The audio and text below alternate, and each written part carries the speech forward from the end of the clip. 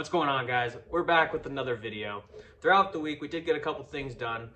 We cleaned out the interior of the Pontiac. We cleaned down the seats, got everything sorted from in there. We cleaned down the engine bay.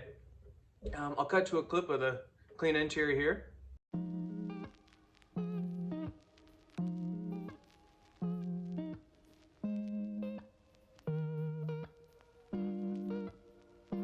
And now let's go over the engine bay. I did a little bit of cleaning there. Let's go.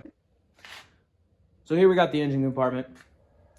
I don't know if you guys remember what it looked like before, but it was very, very dusty, very dirty. It's still not perfect, but it is 100 times better than what it was. Definitely cleaner, so I'm happy with it.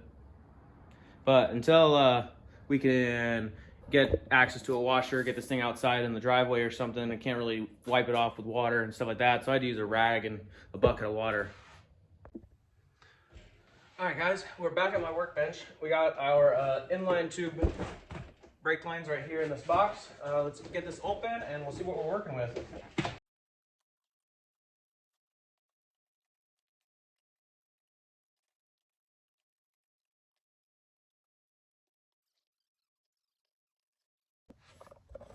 All right, so as you can see here, we got all our brake lines laid out. We got our instructions right here. You can see they pretty much label everything. If you look at here, these are bent and they tell you to lay this flat on a flat surface and this should bend right out. And this is your brake line for the whole car. It's pretty sweet. You can see here, 1964 to 65 Pontiac Lemans GTO convertible. That's what we have. So I do have front disc brake conversion. Valve mounted on the master cylinder. Oh, this looks like a pretty good kit. All right, guys, we got some of our brake lines installed. Here's our fronts. Here's our rear back here. We got it kind of in the direction that we want it. It's not secure yet. The one that goes across the subframe, though, they were supposed to include a union that mounts these two together. Unfortunately, they didn't send it with me, so I have to track one of those down. Now we got the brake line. It comes across the subframe all the way across into this brake hose over here. So overall, I'm pretty satisfied with the kit. We'll probably try to curve this down a little bit more. You do gotta tweak them a little bit, but overall they do get you pretty close to where you need to be. So it does save you some time.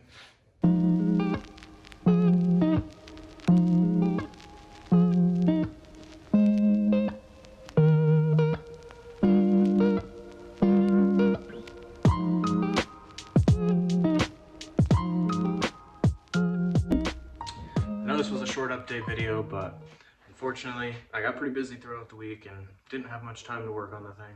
I was able to do a few things here and there. At least we got our brake lines done in the front of the engine compartment.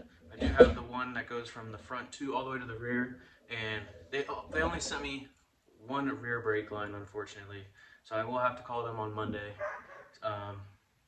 see if they can send me another one, or I might have to try to buy a set for the rear. They only sent me one of them, unfortunately. Like I did say earlier, they only sent me one union. That is probably the biggest downside of this kit, was I was missing a few parts.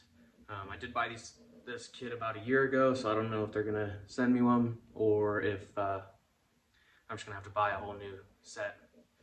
But that being said, we're one step closer to getting the engine back in the engine compartment. Gonna try to do that throughout this week. Maybe get the motor, get the transmission mounted up together, get that set on the ground, and if I can track down that union, then I'll slide this motor back in hopefully this week, and next video, that's gonna be where the fun starts to happen. Catch you guys later.